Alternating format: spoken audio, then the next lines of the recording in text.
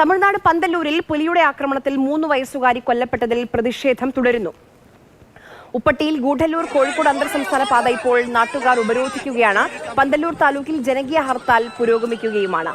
M Kamal വിവരങ്ങളുമായി ചേരുന്നുണ്ട്. കമൽ, ആ പുലി ആക്രമിച്ച രീതി തന്നെ നമ്മളിൽ ഞെട്ടലുണ്ടാക്കുന്നതാണ്. എന്താണ് നാട്ടുകാരുടെ ആവശ്യം?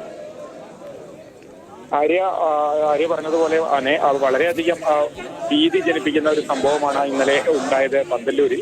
നാട്ടുകാരാകെ പ്രതിഷേധത്തിലാണ്. പുലിയെ വെടിവെച്ചു കൊല്ലാനുള്ള ഉത്തരവ് ഇറക്കാതെ പോസ്റ്റ്മോർട്ടത്തിനടക്കം സമ്മതിക്കില്ല എന്ന നിലപാടിലാണ് നാട്ടുകാർ. പലയിടത്തും റോഡുകൾ ഉപരോധിക്കുകയാണ്. പന്തല്ലൂർ, ഗൂഡല്ലൂർ താലൂക്കുകളിൽ ജനകീയ ഹർത്താൽ നടക്കുകയാണ്. വ്യാപാരികളും ഇതിന് പിന്തുണ പ്രഖ്യാപിച്ച കടകൾ അടച്ചിട്ടുണ്ട്.